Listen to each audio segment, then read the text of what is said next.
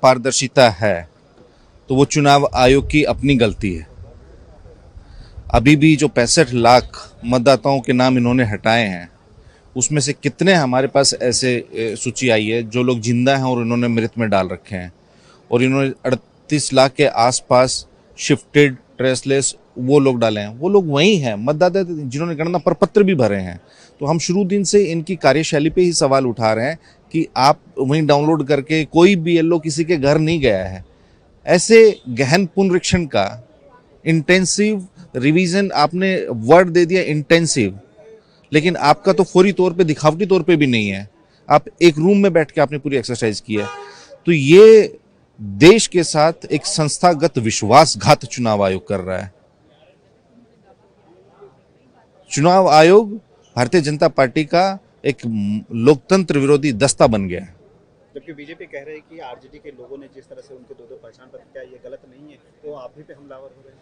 आप अपना पहचान पत्र स्वयं बना सकते हैं, मेरा प्रश्न है। और जो भी बीजेपी का ज्ञानी धाता है, ज्ञानी ध्यानी जो भी आदमी, उससे पूछिए जो पहचान पत्र बनता है उस पर होलोग्राम लगता है ना, कौन लगा के देता है, कैसे बनता है?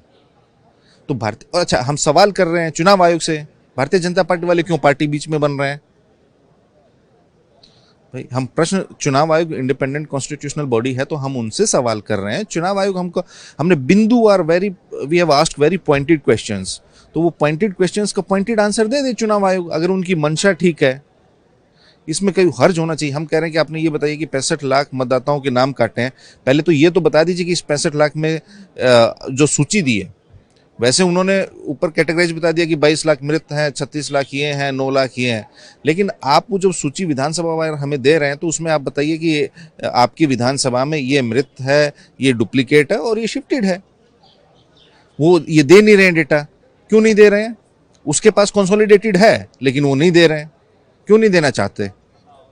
आप पारदर्शी तरीके से अगर आप काम चुनाव कराना चाहते हैं तो। गृह मंत्री आज सीतामढ़ी जा रहे हैं, प्रौद्धा धाम में सीता माता के मंदिर का 800 करोड़ का प्रोजेक्ट को शिलान्यास करना है।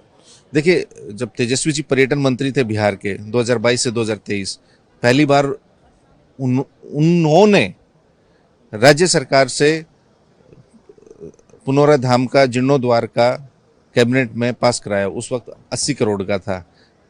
17 साल से इस सरकार को सुध नहीं थी कि माता सीता की जन्मस्थली पे कुछ कराना है।